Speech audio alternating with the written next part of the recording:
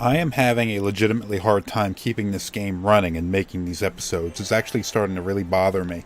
This is the third time I've attempted to make this episode here, so you might excuse me a little bit if I make a few mistakes, like repeat something, because I'm not quite sure anymore what I've said in this episode and what I've said in previous episodes.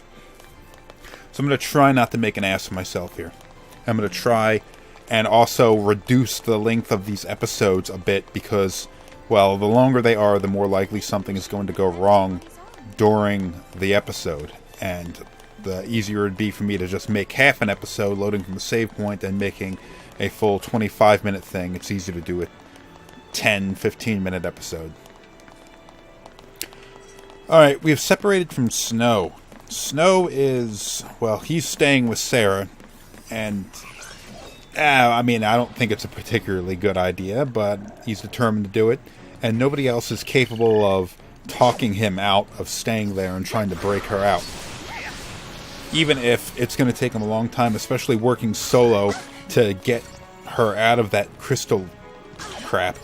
And, well, the Sanctum troops are on their way.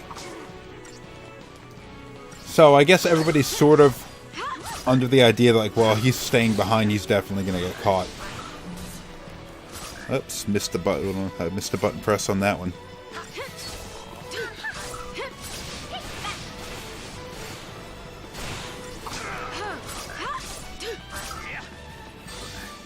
Staggered.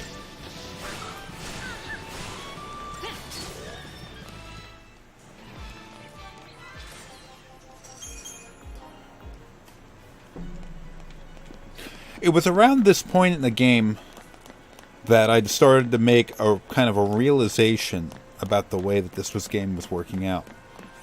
Because, well, a lot of the stuff that I would be used to seeing, like in the older Final Fantasy games and all that kind of stuff, of... Oh, can't see you lightning. Oh, there we go. Normally what you'd see in these games is a sort of pattern that gets repeated over and over again. The sort of gameplay loop of, or if you'd want to call it that. You start the game, you go through a dungeon, then you run into a town where it gives you an opportunity to rest.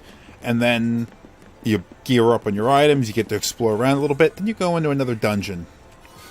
And then parts of story being introduced are sort of spread out between all of these different areas, like dialogue scenes and all that kind of stuff. This game does away with all of that kind of stuff. There are not any towns to speak of. The shops are all those little floating kiosks, and everything appears to be a rather long dungeon crawl. And the fact that you can see this being displayed on the mini-map in the top right corner is part of the problem. You can see exactly how narrow your pathway is. Although the area looks big and wide and open right now, it's not. Okay, do not shake the slippery tube. We clear on this?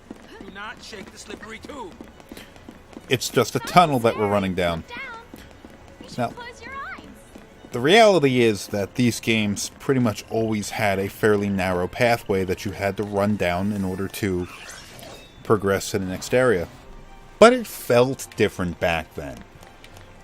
One of the gold standards that people are always referring to, because it's one of the games that a majority of the fans were introduced to, was Final Fantasy VII. Now, if you think about all of the dungeons that you were going through in that game, you never really had a wide passageway or branching areas, or at least the branching areas rather uncommon. You were pretty much doing the same kind of thing. The difference is the missing overworld map, where, although you had an overworld for the most part, you had to progress to the next area, so it was sort of an illusion of an open world. The lack of a map, like I'd mentioned earlier, there where I can see exactly how narrow the areas I'm running through are. You'll never get past this if you don't say something. Words won't change anything. And what I think Time we meet, he'll learn exactly how I feel. is the most important thing that's missing, which differentiates this game from the earlier games in the series and its contemporaries and games it's often compared to, the lack of the towns. And that's important, at least in my mind, because of certain concepts when it comes to storytelling. Now, I've read books and stories and all that kind of stuff where or watched movies, in fact, where you have the writer has this idea in their head that the action always has to sort of ramp up. It never has to go and sort of tone down a little bit. The further you get, say a movie, the more and more that this has to sort of pick up and pick up and pick up, and there's never really any lull spots, and it tends to be Dead end, huh? Hey! Lightning! Over here! This thing's a wreck. I don't think we can use it. And the longer a movie is, the more of a problem this becomes. Because it's kind of exhausting and, in fact, kind of boring to constantly push something higher and higher and more energy and all that kind of thing. Because even, like, a lot of energy eventually becomes boring or becomes tiring. Back to get out of here? Looks operational.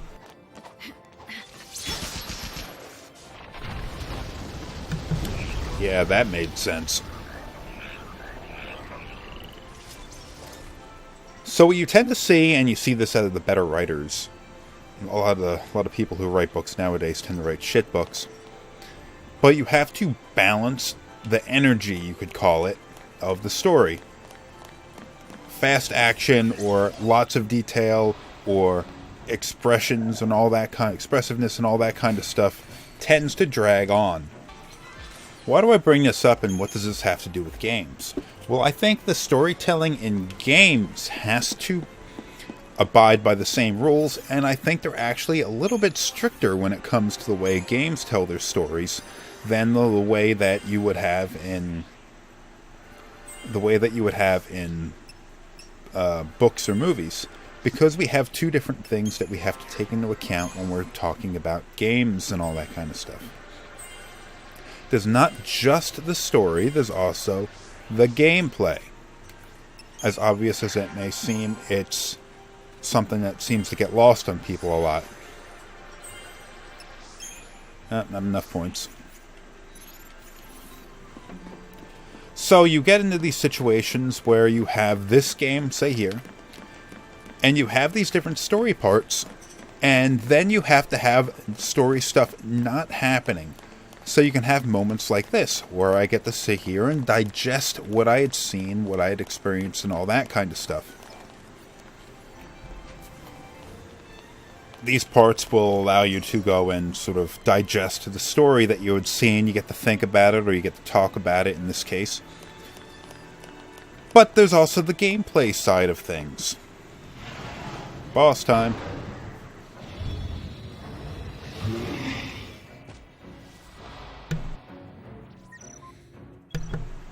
And the gameplay side is just as important in a lot of regards. You have to not only take into account all of the story that's going on, you also have to think about the person getting a little overly drawn out in the gameplay, in this case, the fighting and all that kind of stuff. You need to let the player have a time to relax from the game itself. So that's what they're doing wrong here. Since there's never really any kind of towns or anything like that, you're just going dungeon crawl, boss, all that kind of stuff. Fight, storyline, then dungeon, then fight, then boss, and some dialogue, and all that kind of stuff.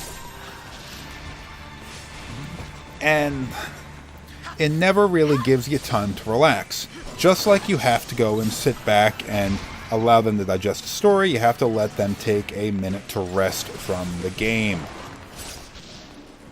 There's never that time where we get to feel like we have a chance to relax in a town and just explore at our own pace. We're constantly being pushed forward, and it gets a little draining. Okay, I thought there was going to be some dialogue here. I was wrong about that. Treasure chest. Look at that. They're sending in cruisers. Yay. Cruisers. Primark must be sweating bullets, mobilizing ships like that.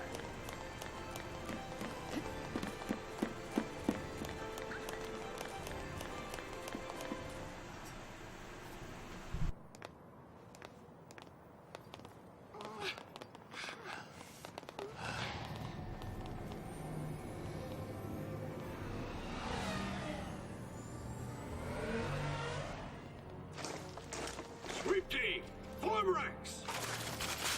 They must be hunting down Purge survivors. I hope everyone made it out okay. So do I. But nowhere is safe for them now.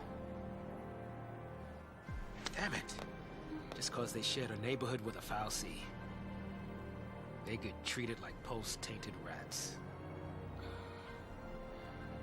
People really hate Pulse, don't they? Not hate. More like fear. Tens of millions of people. All scared of Pulse boogeymen. They'd be shaking in their beds every night if they knew that fal'cie like us were around. But they purged that entire town. It's crazy, I know. But the Sanctum fal'cie did nothing to stop it. Up until now, Eden's always stepped in to correct their errors in judgment. Guess humans aren't worth the effort. Figure they'll let us just kill each other off. fal'cie are not human. Listen, you, that's enough.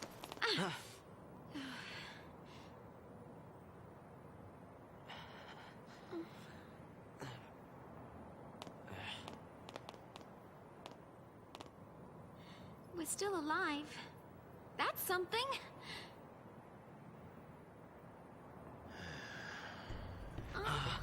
What? Where is it? I don't know. There!